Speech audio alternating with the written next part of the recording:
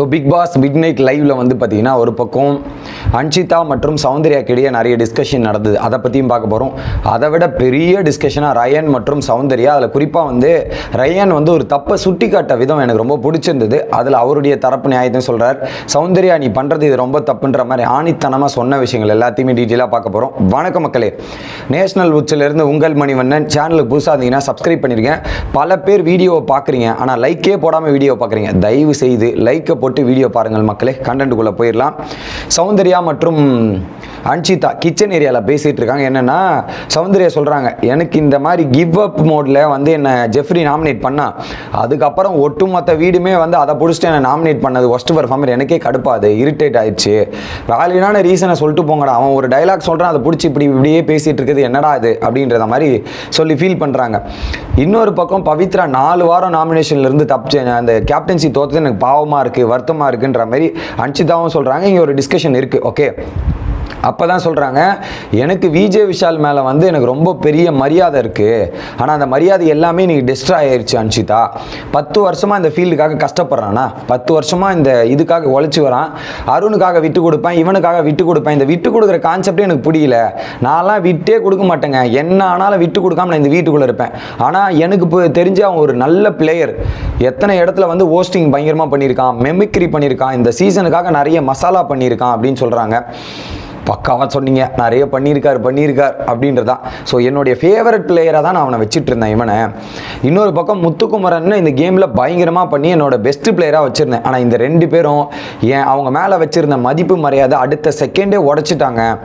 சல்லியாக நொறுக்கிட்டாங்கன்ற மாதிரி சல்லியாக நொறுக்கிட்டாங்க அப்படின்றதான் எனக்கு தோணுது. இவன் விட்டு கொடுப்பேன்றான். இவன் என்னடானா டாஸ்கே தெரியாமல் அங்கேயும் போயிட்டு இவன் விட்டு கொடுத்துருக்கான். What is this? இப்படியா விட்டு கொடுப்பாங்க? அப்புறம் எதுக்கு வரணும் அப்படின்ற மாதிரி திரும்ப இந்த ஒரு விஷயத்தை பண்ணோம். ஸோ நான் அப்படி கிடையாதுங்க. இந்த வீட்டில் நான் வின் பண்ண வந்திருக்கேன். என்ன ஆனாலும் கடைசி வரையும் நான் ஃபைட் பண்ணிட்டு தான் போவேன். விடாப்பிடியாக போராடிட்டு இருப்பேன். ஏன் எல்லா டாஸ்க்லையும் நான் விடாப்பிடி தான் போராடிட்டு இருக்கேன். என்னோட 100% எஃபெக்ட் தான் போட்டிருக்கேன் அப்படின்ற மாதிரி சொன்ன உடனே எனக்கு சிரிப்பு வந்துருச்சு. அதை அவாய்ட் பண்ணிடுறேன். ஓகே, அந்த இடத்துல 100% எஃபெக்ட் ஒன்று சிரிப்பு ஒரு பக்கம், இது ஒரு பக்கம் இவங்க சொல்கிறாங்க. அடுத்ததாக பார்த்தீங்கன்னா, ஸோ வெளியே போயிட்டு எல்லாருக்கும் ஒரு வாய்ப்பு கொடுக்கப்படுது. அன்ஷிதா, இந்த வாய்ப்பு எவ்வளோ பெரிய வாய்ப்பு. நம்ம வெளியே இருக்கும்போது அந்த வாய்ப்புக்கு ஏங்கிட்டே இருக்கும். ஆனால் உள்ளே வந்து அந்த வாய்ப்புக்கு ஏற்ற மாதிரி நம்ம பர்ஃபார்மன்ஸ் பண்ணுறோமா, அந்த வாய்ப்புக்கு ஜஸ்டிஃபிகேஷன் கொடுக்குறோமா, அப்போ எல்லாருமே ஃப்ரீயாக விட்டு போகிறோமே, என்னது இது அப்படின்ற மாதிரி ஒரு விஷயத்த சொல்கிறாங்க. ஸோ கரெக்டாக தான் எனக்கு பட்டுச்சு. ஓகே, அதுக்கப்புறம் பார்த்தீங்கன்னா விஷால். ஸோ விஷால் வந்து அந்த டாஸ்கில் தோத்துட்டாங்கல்ல, அவன் லாஸ்ட் மினிட்ஸில் அவன் மைண்டு வந்து ஒரு மாதிரி அப்செட்டில் வந்துட்டான். இல்லை சாரி, போன வாரம் விஷால் எலிமினேஷன் இருக்குல்ல, ஸோ அந்த வீட்டு எலிமினேட் ஆகிறோன்ற மைண்ட் செட்டில் வந்துட்டான். ஏன் அப்படி வரணும், கேமில் இன்னும் முயற்சி பண்ணி போகலாம்ல, ஏன் அப்படி கிவ் அப் பண்ணுற ஆட்டிடியூட் அவருக்கும் வருதுன்ற டாப்பிக்குமே வருது. அப்போ சொல்கிறாங்க, இல்லை அருணுக்கும் அவனுக்கும் இப்போ என்னை பேசின நிறைய விஷயங்கள் முரண்பாடு இருக்குது. அருணால் பல இடங்களில் வந்து விஷால் காயப்பட்டிருக்கான். அப்படின்னும் போது ஃப்ரெண்ட்ஷிப்னால இந்த மாதிரி பல விஷயங்கள் நடக்க தானே செய்யுன்ற மாதிரி அன்ஷிதா சொல்கிறாங்க. மேடம், கடைசியில் நீங்களும் பல இடங்களில் பண்ணியிருக்கீங்களா அப்படின்ற மாதிரி தான் இருந்துச்சு. பட் 2 பேருமே கிவ் அப் மோடு வந்துட்டாங்க. இதுக்கப்புறம் வீட்டுக்குள்ளே இருந்தால் போதும், வெளியே போனாலும் போதும், அதை அக்செப்ட் பண்ணுற மனநிலையில் தான் விஷாலும் அருணும் இருக்காங்க அப்படின்ற ஒரு டாப்பிக்குமே அங்கே டிஸ்கஷன் போகுது. ஓகே, அப்போ சொல்கிறாங்க, எனக்கு இப்போ இருக்கிற அருணையும் பிடிக்குது, விஜய் விஷாலையும் பிடிக்குது. அருண் இப்போ இருக்கிறாரு, அந்த அளவுக்கு வந்து எனக்கு பிடிச்சிருக்கு அப்படின்றதையும் சொல்லிடுறாங்க. ஆனால் அந்த வீட்டில் இருக்க எவனுமே இந்த கேமுக்கும் பிக் பாஸுக்கும் மரியாதை கொடுக்குற மாதிரி எனக்கு தெரில அப்படின்றதையும் சொல்லிடுறாங்க. ஆனால் இந்த கேமை பொறுத்தவரையும் இந்த season 8 contestants are better contestants அப்படின்றது என்னது பெட்டர் கண்டஸ்டன்ஸ் நீங்களே சொல்லிப்பீங்களா இதை. ஆனால் மனசில் ஒன்று வச்சுக்கிட்டு நம்ம வெளியே பேசுறதே கிடையாது. சண்டை போடுறோமா, அதை அப்படியே மறந்துட்டு கடந்து போயிடுறோன்ற மாதிரி அன்ஷிதா சொல்கிறாங்க. அதில் நானும் ஒரு ஆளுன்ற மாதிரி மென்ஷன் பண்ணும்போது சூப்பராக பண்ணுறீங்க, அருமையாக பண்ணுறீங்க அப்படின்னு நினச்சேன். அடுத்து இவங்க இதையுமே டிஸ்கஸ் பண்ணுறாங்க. என்னென்னா இது இருக்குல்ல, ஸோ இந்த வீக்கு இத்தனை பேர் இந்த வீட்டுக்குள்ளே இருக்காங்களே, அப்போ அந்த அளவுக்கு வந்து ஷோவில் கண்டென்ட் போயிருக்கோ, வெளியே அந்த அளவுக்கு ரெஸ்பான்ஸ் கிடச்சிருக்கோ, எல்லாரையும் லேட்டாக எலிமினேட் பண்ணதால் பயங்கர கண்டென்ட் ரிசீவ் ஆயிருக்குன்னு போல அப்படின்ற மாதிரி பேசுகிறாங்க. இல்லை, எல்லாரும் உள்ளே வச்சு ஒரு கண்டென்ட் பண்ணணும்னு நினச்சாங்க. நீங்கள் அந்த கண்டென்ட்டுமே கொடுக்காது தாண்டா இப்படி ஆயிருக்கு. நீங்கள் எல்லாரும் பயங்கரமாக பில்டப் பண்ணுறீங்க உங்கள் சீசனை, ஆனால் அந்த மாதிரி ஒரு பர்ஃபார்மன்ஸ் எதுவுமே இல்லையே அப்படின்றது தான் எனக்கு தோணுச்சு. ஓகே, இன்னொரு பக்கம் உள்ள அந்த லிவிங் ஏரியா இருக்குல்ல, அங்கே ஒரு பயங்கரமான கலாய் மோட்லாம் நடந்துட்டு இருந்து ராயன் சொல்லுவார், விஜய் விஷால் வந்து எனக்கு டிக்கெட்டு இந்த நாமினேஷன் ப்ரீப்பா சூப்பரா நீ தானே கரெக்டு சூப்பர்னு அக்ரி பண்ணி பேசினான். ஆனால் ஒஸ்ட் பர்ஃபார்மர் என்ன குத்துன்னு குத்திட்டான்டா டே அப்படின்ற மாதிரி பேசும்போது ஒரு பக்கம் மஞ்சுரி மற்றும் ஜாக்லின் பயங்கரமாக கலாச்சி சிரிச்சிட்டாங்க. இதில் வேற ஒஸ்ட் பர்ஃபார்மரில் அத்தனை பேர் ஓட்டு போட்டிருக்கான். ஒரு வேளை ஜாக்லின் சொல்கிறாங்க நான் கேட்டு வாங்கியிருக்கணுமோ, என்னடா வீக்கெண்டில் பெரிய பிரச்சனையாகும் போல இருக்கே, உனக்கு கொடுத்ததே பெரிய தப்பாகும் போல இருக்கே அப்படின்ற டிஸ்கஷனுமே அந்த இடத்துல போகுது. அது ஒரு ஃபன்னி செக்மெண்ட்டாகவும் நல்லா இன்ட்ராக்ஷன் சூப்பராக இருந்துச்சு மக்களே. ஓகே, அடுத்து சௌந்தர்யா கிட்ட வந்து ரயன் ஒரு கேள்வி கேட்குறாரு. வெளியே போயிட்டு யார் கூடலாம் நீ காண்டாக்டில் இருப்ப, யார் கூடலாம் பேசுவ அப்படின்னு கேட்கும்போது அவங்க ஒரு 3 பேர் சொல்கிறாங்க. ஃபஸ்ட்டு விஷால், ஜெஃப்ரி மற்றும் ரயன். அப்போ எந்த டேஷுக்கு ஒரு வார்த்தையை நீங்கள் சொன்னீங்க, என்னத்துக்கு சொன்னீங்க? ஜாக்லின்னு ஃப்ரெண்ட்ஷிப் நான் இங்கே பார்க்க மாட்டேன், வெளியே போய் ஃப்ரெண்ட்ஷிப்பாக பார்த்துப்பேன் அப்படின்னு சொல்லும்போது அப்போ நீங்களே இந்த இடத்துல ஃபேக்காக தானே இருக்கீங்க சௌந்தர்யா. நீங்கள் என்ன சொல்கிறீங்க, ஜாக்லின் இந்த இடத்துல கேம் ஆஃப் ஃப்ரெண்ட்ஷிப் பார்க்கக்கூடாதுன்னு சொல்கிறீங்க, வெளியே போயிட்டு ஃப்ரெண்ட்ஷிப்பாக பார்த்துக்கலாம்னா இந்த இடத்துல நீங்கள் பேசக்கூடிய நபர்களில் 3 பேர் தான் வைக்கிறீங்க. அப்போ ஜாக்லின் கூட இருக்கிற இது எதுக்கு? தயவு செய்து எனக்கு உன்னை பிடிக்கல, உன் கூட நான் இருக்க மாட்டேன்னு சொல்லிட்டு வந்துருங்க. அதை விட்டுட்டு இந்த இடத்துல அவங்களோட பேர் சொல்லாமல், ஐ மீன் லேட்டரா பேர் சொன்னாங்க, சொல்லாமலாம் இல்லை, அதுக்கப்புறம் அவளை பேசிட்டு ஜாக்லின் உள்ள இப்போ இங்கே இருக்கிற மாதிரியே வெளியே இருந்தால் நீ ஜாக்லினை பிடிக்காது, செட் ஆகாது, அப்போ இங்கேயே சொல்லிடுங்க இதுதான் ஜாக்லின் தெரிஞ்சால் இங்கேயே ஒரு முற்றுப்புள்ளி வச்சு முடிச்சு விட்ருங்க. அதை விட்டுட்டு வெளியே போய் நேற்று என்னடானா பாய் ஃப்ரெண்ட் அதை பற்றி ஏதோ ஒன்று பேசியிருக்கீங்க, இன்றைக்கி என்னன்னா ஃப்ரெண்டே கிடையாது, வெளியே போனாலும் எனக்கு செட் ஆகாது, எனக்கு பிடிக்காது அப்படின்ற மாதிரி ஒரு விஷயத்த பேசுகிறீங்க.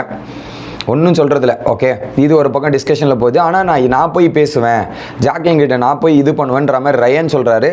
ஆனால் சௌந்தர்யா வெளியே போய் பேச மாட்டாங்கன்னு தாங்க எனக்கு தோணுது. இது ஒரு பக்கம் டிஸ்கஷனில் போகுது. ஓகே, ஆனால் அப்புறம் வந்து முத்துவால் நான் இன்னைக்கு பிரேக் ஆகிட்டேன், முத்து ஒரு மாதிரி அந்த இடத்துல பேசும்போது எனக்கு ஒரு மாதிரி மனம் அங்கே உளைச்சலாயிருச்சு அப்படின்ற மாதிரி சொன்னோன்னே, முத்து இல்லைன்னா நான் அழுதுருக்க மாட்டேன்னும் போது அப்போ ரயன் சொல்கிறான், இந்த வீட்டில் 75 நாள் நீ பழகிருக்கம்மா, யாருக்கு அந்த இடத்துல யாராக இருந்தாலும் அழுதுருப்பா, ஒரு வேளை விஷால் இருந்தாலும் நீ அழுதுருப்ப, அந்த இடத்துல உன்னை மீறி அந்த கண்ணில் தண்ணி வரதான் செய்யும், அது ஒரு எமோஷனல் செக்மெண்ட், அதில் பாவம்ன்ற டைலாக்கே நான் ரொம்ப பிரேக் பண்ணிருச்சுறான்ற மாதிரி இவங்களும் பேசுகிறாங்க. பட் அந்த இடத்துல யாராக இருந்தாலும் ஒரு பாயிண்டில் பிரேக் ஒன்று ஆகத்தான் செய்வாங்க. அதுக்கப்புறம் ரயன் இந்த ஒரு எக்ஸ்பிளனேஷனும் கொடுக்குறாரு. எல்லாரும் என்ன டாஸ்கில் பங்கேறலன்னு சொல்லும்போது என் கையில் ஒரு ப்ராப்ளம், பேக் போனில், ஐ மீன் எனக்கு பேக்கில் டிஸ்க் ப்ராப்ளம் இருக்குது, பல்ஜ் ஆயிடுச்சு, அது இந்த வீட்டுக்குள்ளே வரும்போதே எனக்கு தெரியும், அது கொஞ்சமாக இருக்குது, நான் இந்த டாஸ்க் எஃபெக்டை போட்டு இதன் மூலிமா என் பாடிக்கு ஒரு பெரிய டேமேஜ் எடுத்துகிட்டு வர முயற்சி பண்ணல, அதனால தான் நான் இப்படி பண்ணியிருக்கேன், இது பண்ணேன், பட் என்ன பண்ணுறது அப்படின்ற ஒரு எக்ஸ்பிளனேஷனும் கொடுக்குறாரு. அப்போ சௌந்தர்யா சொல்கிறாங்க, இன்னொரு பக்கம் ஜெஃப்ரி என்னை நாமினேட் பண்ணதில் எனக்கு மன வருத்தம்டாடி, அவன் போன வாரமும் என்னை நாமினேஷன் பண்ணியிருக்கான், இப்பயும் வந்து நாமினேட் பண்ணும்போது ரீசன்ஸ் கொடுக்குறானே, என்னால் அக்செப்ட் பண்ண முடியல, அந்த எக்ஸ்பிரஷன் வச்சு இதை ரீசன் கொடுக்கலாம் அக்செப்ட் பண்ண முடியல.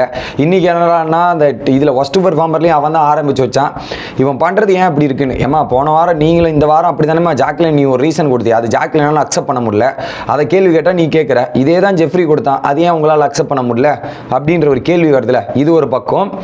அதுக்கப்புறம் பார்த்தீங்கன்னா டீல் அண்ட் அலைன்ஸ் மேட்டர் டீட்டெயிலாக எக்ஸ்பிளைன் பண்ணிட்டார். ஒரு பக்கம் சௌந்தர்யா நாங்கள் டீலே போடலன்றேன், ஏமா உங்கள் டீமுக்காக டிஃபன் யாருமா வந்தா, ஜெஃப்ரி வந்தான்ல, ஜெஃப்ரி டீம் நீங்கள் 2 பேர் பண்ணீங்களா, அதுதான் அலைன்ஸ், அதைத்தான் நாங்களும் பண்ணோம், இதை தான் நீங்கள் பண்ணீங்க, அவ்வளோதான் விட்டுரு.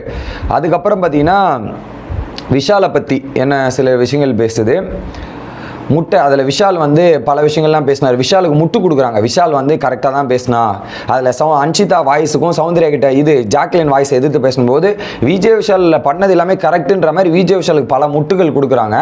ஸோ அதில் அன்ஷிதாவுக்கு சப்போர்ட்டாக இவங்களும் போய் நின்றுவாங்க போல இருக்குது அடுத்த கேட்டகரி. ஸோ விஜய் விஷாலுக்கு சப்போர்ட் பண்ணி வீக்கெண்டில் பேசினாங்கன்னா சௌந்தர்யாக்கு செமத்தியாக அடி விழும் போல இருக்குது. அதை ஒரு பக்கம் நடந்து பேசிகிட்டு இருக்காங்க. அப்போ சொல்கிறாங்க சௌந்தர்யா, இந்த வீட்டில் அருண் வந்து நடிக்கிறான், அந்த டாஸ்கில் கூட அவன் கால் வலிச்சது என்னால் அக்செப்ட் பண்ண முடியல, மொதல் வாரம் ஒரு ப்ராங்க் பண்ணும், அப்பயே அவன் காலிலேருந்து கீழே விழுந்த மாதிரி எனக்கு நடிச்சிட்டு இருந்தான், ஸோ அதை பார்க்கும்போது இங்கேயே எனக்கு பல நேரங்களில் பல பேர் எனக்கு நடிக்கிற மாதிரி தான் தெரிஞ்சுது, ஸோ இவன் விழுந்துட்டான் நடிப்போன்ற மாதிரி நடிச்சுக்கிட்டே இருந்த மாதிரி தான் எனக்கு தோணுதுன்ற மாதிரி சௌந்தர்யா சொல்கிறாங்க. அப்போ கண்டிக்கிறார் ரயன், இப்படிலாம் நினைக்காத சௌந்தர்யா, இப்போ நீ ஒரு சந்தோஷமாக இருக்க, அப்போ வந்து ஒருத்தர் இவன் உண்மையாக சந்தோஷமாக இருக்கானா இல்லை பொய்யா சந்தோஷமாக இருக்கானா அப்படின்னு கேட்டால் உனக்கு எப்படி இருக்கும், அதே தான் இந்த இடம். ஸோ இடம் உனக்கு அந்த மாதிரி இன்சிடென்ட்ஸ் ரயனுக்கு ராணுவுக்கு அப்படி தோணுதா, அவன் அந்த மாதிரி நிகழ்வுகள் ஏற்படுத்தியிருக்கான். ஆனால் ஒரு பக்கம் அருணுக்கு இது தோணுதுனாலுமே நீ ஃபஸ்ட்டு அதை கன்சிடர் பண்ணணும், இதை கன்சிடர் பண்ணக்கூடாது, அதை கன்சிடர் பண்ணி தான் நீ இது பண்ணுமே தவிர்த்து இதை சும்மா நீ சொல்லக்கூடாது சௌந்தர்யான்ற மாதிரி சொல்கிறார். இந்த இடத்துல நீ எதுக்கு வந்திருக்க, ஸோ இது வெளியே வேற, இந்த இடத்துல என்னன்னா நீ இந்த மாதிரி சுச்சுவேஷனில் எப்படி ஹேண்டில் பண்ணுற, எப்படி நிற்கிறன்றதான் மேஜர் பாயிண்ட்டு, அதெல்லாம் நீ பார்த்து புரிஞ்சுக்கோன்ற மாதிரி பல விஷயங்கள் பேசினார். இதுதான் நான் பார்த்த விஷயங்களில் ஒன்று அப்படின்றத கன்வே பண்ணிடுறேன். எப்பா வீடியோ பேசிகிட்டு இருக்கானுங்க மக்களை, நான் இந்த வீடியோ ரெக்கார்ட் பண்ணும்போது காலைல 3 மணி, ஸோ நான் தூங்க போகிறேன். Bye guys.